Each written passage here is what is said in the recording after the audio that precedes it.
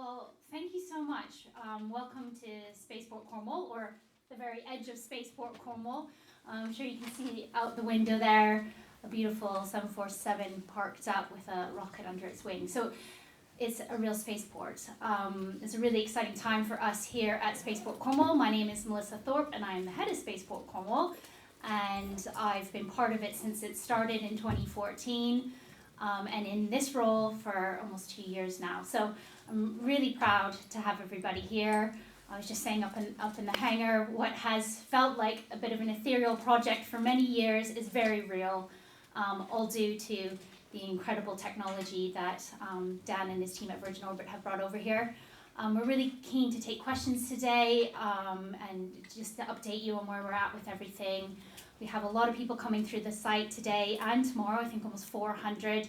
And that's a huge moment in itself because we finally get to share what all this hard work has been about and, you know, just get everybody excited. There's a lot of pessimism and things happening in the world, and I think a bit of optimism and hope and excitement and something good is what we all need right now.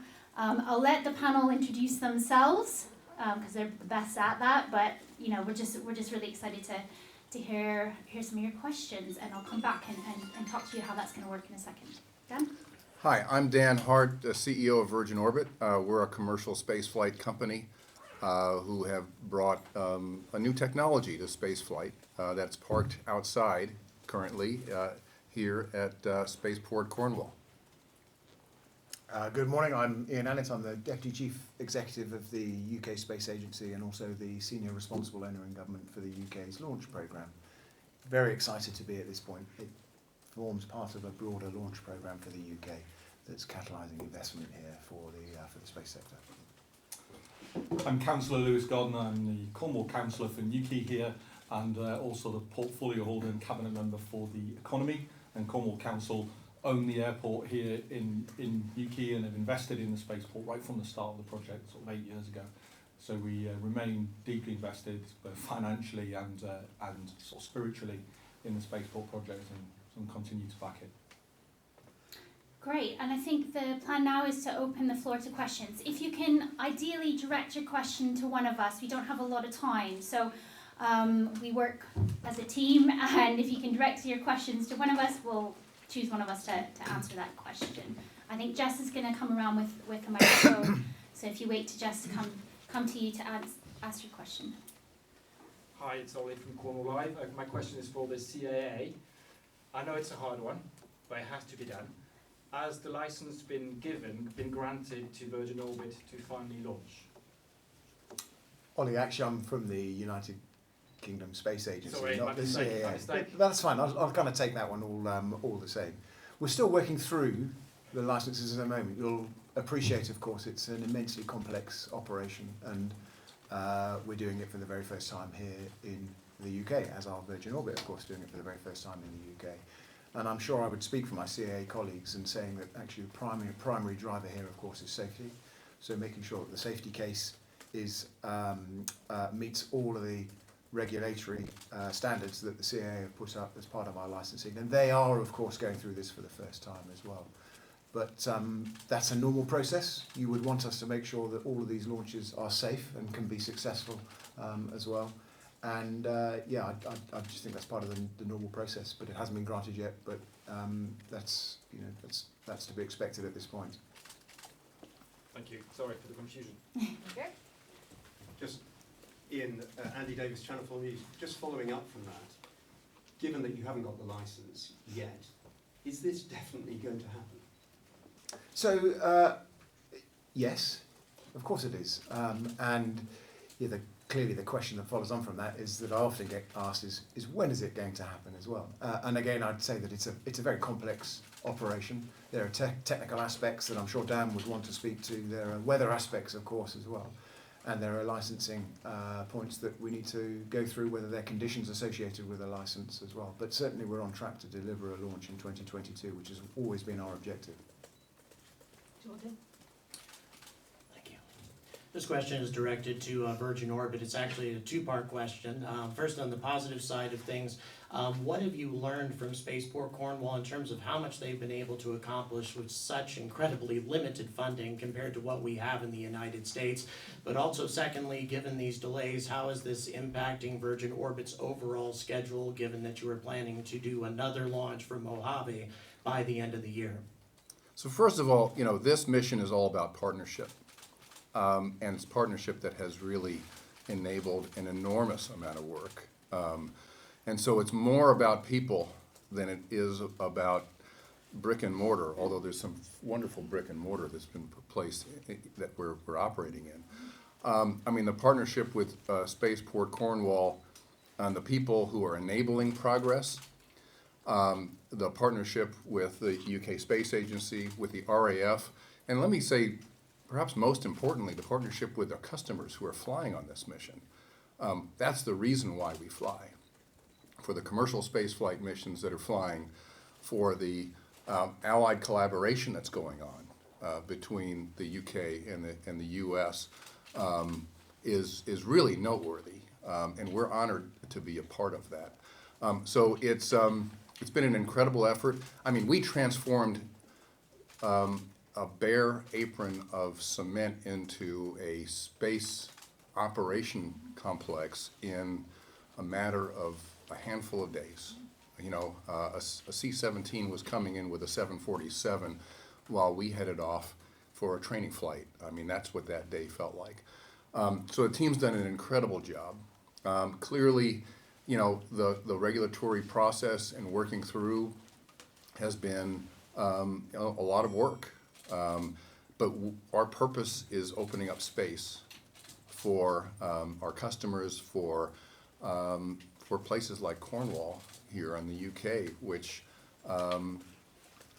we jointly are opening up a whole gateway to space, the economic aspects of that, the government capability aspects of that, and the allied collaborations for that. So we see it as worth it. Next. This is for whoever best to answer it. You're still waiting for the CAA approval. Theoretically, once you get that, what are the timescales involved? Who do you have to notify? In theory, how quickly can that 747 be up in the sky once you've got the go-ahead from the CAA, if that happens? I'll start. All right, you start. Okay. Of course, it's an immensely complex operation, and we're approaching it cautiously in terms of it is the first time we've done it, so it has to be safe. And of course, we have to notify a number of other different nations as Cosmic Girl flies through other people's airspace as well, and therefore we're working very closely with other nations' airspace operational teams, with other governments to make sure that we've got the government-to-government agreements in place. All of those kind of come together for that launch moment as well. So again, we're on a trajectory that will take us to that moment. And then, of course, there are the other the technical aspects, of course, that Virgin Orbit need to undertake in order to make sure that they can condition and prepare the payload and the rocket before then a mission. So, Dan, I don't know whether you want to say anything about that. Yeah, clearly we've come a long way. We have a launch system that's on the runway or on the apron and ready for operations. Any mission, any spaceflight mission requires a focus, and there are risks and issues that we will deal with and manage along the way. We're anxious to get into operations to make sure that we can mitigate those risks. We can look at the weather, we can choose our days carefully and have a successful mission.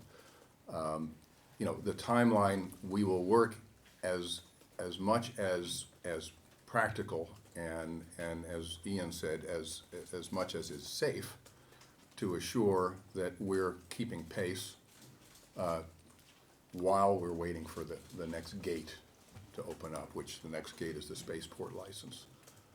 So we're in a little bit of a tricky spot right now, but we're progressing forward. The system's healthy, and hopefully in the coming days we'll get through that next gate get into our launch rehearsal mode, and then it will be very soon after that when we can go ahead and fly. Hi, I've got a question for Mel actually. Can you tell us a little bit about how it feels to have got this far, to have everybody on site here at Spaceport Cornwall today, and what that means to you and your team? That's a good plant, wasn't it, Jess? No, I mean, it's surreal still. I think seeing Cosmic Girl land, it completely changed the game, and I don't know if Lewis would agree, but for Cornwall to feel it and see it and smell it and hear it, all those things, you know, it's really captured the imagination of the local community, and that's why we're here. For us, of course, it's amazing to have Virgin here, but what we're really keen for this to do is to attract other businesses here, but also to inspire the next generation. You know, my team, who you've probably met downstairs and are scattered through the room, we're a small team, but we live and breathe this, and this is for, you know, our belief in what this can achieve for Cornwall and the children of Cornwall, especially. I don't know if Lewis wants to add, but seeing everybody here and building off their excitement, it hasn't gotten old to me to see that out there, that system. Every day when I come up to work, it's so exciting. And so it's just to share that with everybody has been amazing. I don't know, Lewis, do you want to add to that? Yeah, hugely. So this was a journey we started 8 years ago, and probably many people said we couldn't do it, it couldn't be done. But not only are we here right now, we're the first. We're not just the first in the UK, we're the first in Europe, and that's incredibly special for Cornwall. You know, we led the world for a long time in science and technology and engineering, and we forgot that. And this has reminded us of that. And for me, as a local person, I live literally 4 minutes drive away from here. My daughter goes to the closest primary school. I mean, imagine being a young 7-year-old girl and you grow up in Cornwall, and everybody says to you, if you want to do an impressive job, you need to leave Cornwall. And then all of a sudden, this thing called a spaceport comes along, and that little 7-year-old girl gets brought up here, sort of by her daddy, and she says, you know, Daddy, I want to be an astronaut, and I want to be involved in space. And you say, yes, you can do it right here. Well, you don't need to imagine that little girl, because that little girl's 7 years old, and she's my daughter Eva, and that actually happened, and it's happening all over Cornwall with our young people. So as a council, you know, I say it many times, as a council, we haven't just invested in the spaceport, we've invested in the entire sector. And we haven't just invested in that, we've invested in the hope of our children. And to be able to give that as a council, it is incredible, and we're right there now. We can bring children here and we can show them, and we're right there, and it's about to happen, and that's incredibly important. Jordan. Jordan Wright, Angry Astronaut, sorry about that. Again, this is directed to Virgin Orbit. Obviously, this is an incredibly important mission on many levels. We have anomalies on a regular basis in the US, but at the same time, Virgin Orbit hasn't had an anomaly since your first attempt when you had a problem there. But other than that, you've been flawless. So what have you done to have such a good record? And what have you done to make sure this one goes off well, given the importance of the mission? You know, I mean, it's all about people and the people on the team and how they work together, obviously across processes that we've been putting and have put in place. But it's, you know, we work hard to keep the focus on the mission and on our customers and their precious payloads that are put on. I remember our, you know, as you mentioned, our first test flight, we had an issue, and we were working to our second one, and I went to our customer at that point, and I said, you know, I understand we had an issue with our first flight. We'll do a second test flight if you'd like. And to NASA's credit, they said, no, we'll fly. At which point I gulped kind of hard. And my team made this video, and they interviewed each of the principal investigators who were working on these spacecraft for years. And we showed that to the team, and there was a joint gulp. And it really, I would say, it solidified a clear reason why we exist, which is to get this innovation and to make these, open up these doors and make these spacecraft and their experiments possible or their information possible. Well, the team rallied. We did a flawless mission and delivered 12 satellites precisely to orbit on that mission. And it's that spirit around the purpose of the company and why we drive to technical perfection and why we drive to make sure that we're collaborating and coordinating and everybody's aware of issues and problems and we can talk openly and solve. That's the culture that we work really hard to build. And the results, you know, we're very happy with. You're never over, you're never done. Your next mission requires the same thing. Thank you. Another question here. Sorry, so it's a question I'll ask Ian later today, so if you don't mind, Dan, could I ask you now, for your perspective on when this rocket actually launches, how big a moment do you think it will be for the British space sector? Well, I think it's a great beginning. I mean, it's a door slamming open. And I mean, the British space sector has been a vibrant community for years, decades. Small satellites, you know, to a large extent have been an idea that really germinated here. And the industry now is just so focused, and has, you know, is taking it, you know, by leaps and bounds. So, you know, I think that, you know, the ability to fly to space is clearly a really important link in the value chain of going to space, whether it's through commercial, scientific, or national security points of view. And so it's the beginning of a huge push forward through that door.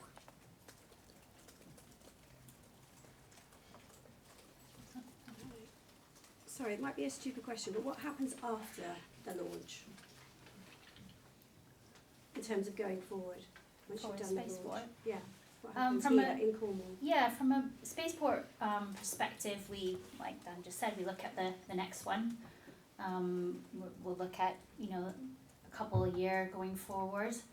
We also have other customers that will be operating from the site. We've announced a partnership with Sierra Space and Dream Chaser as a return landing location for them. But the true value, I think, to Cornwall will come from the supply chain and the development of the cluster, building on what Goonhilly's done.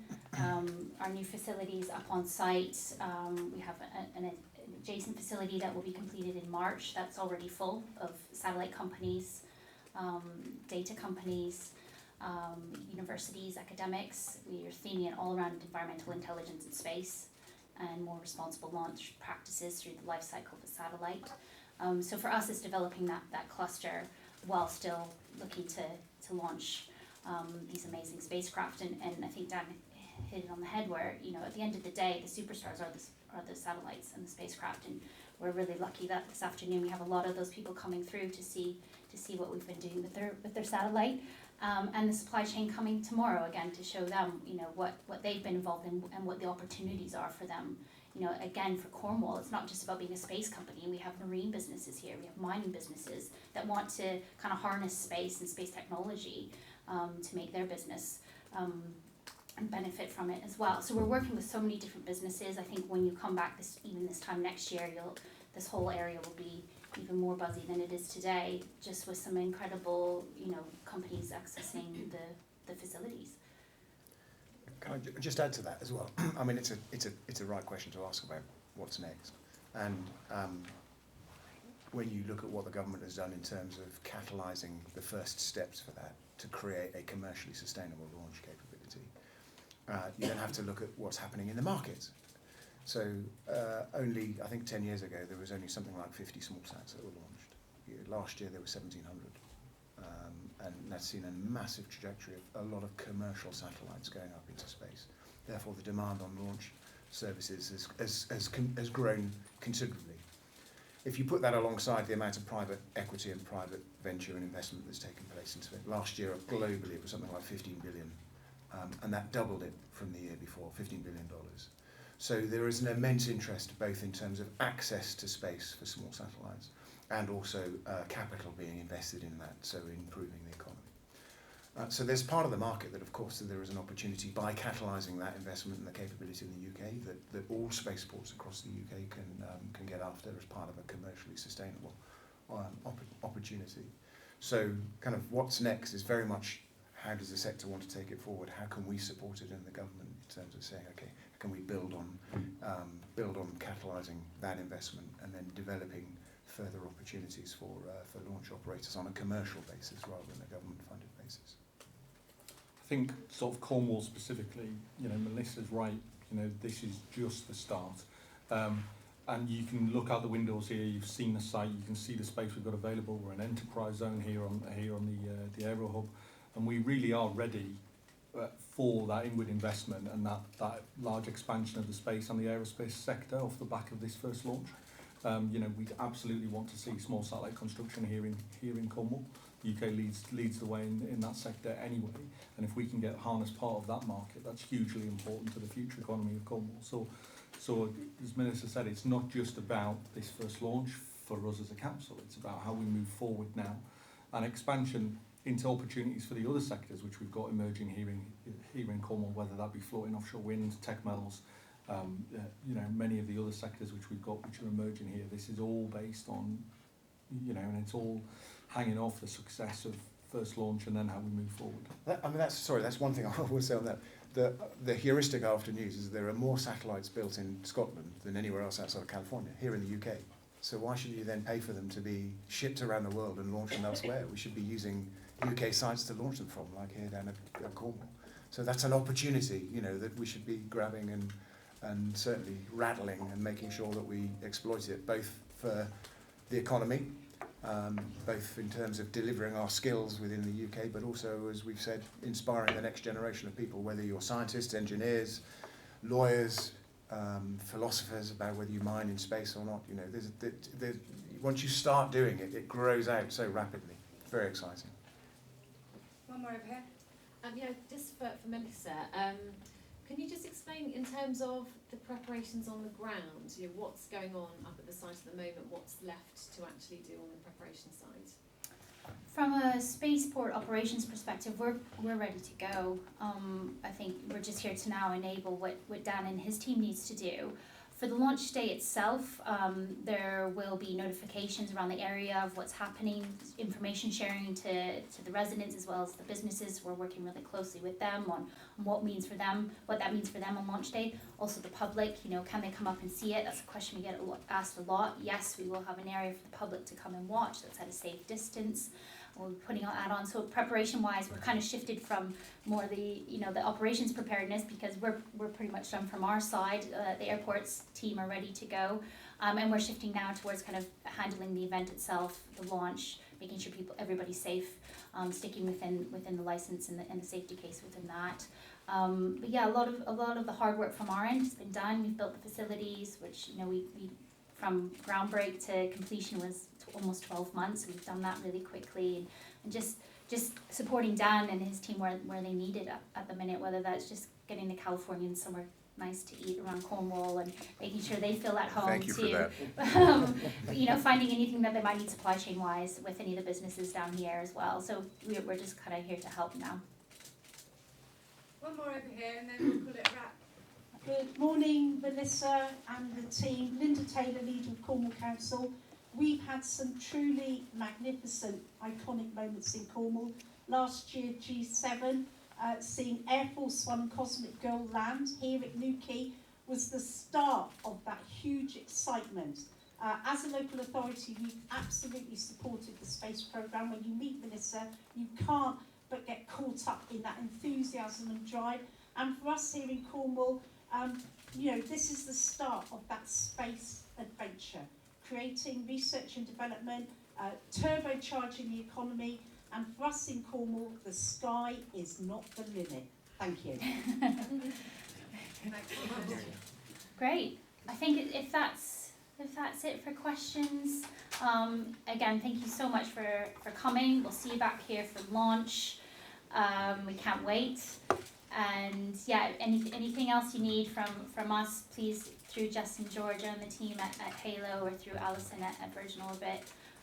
Again, thank you. Thanks. Okay. Downey. Oh, that's it. Yeah. Lunch as well. That's it. Yeah.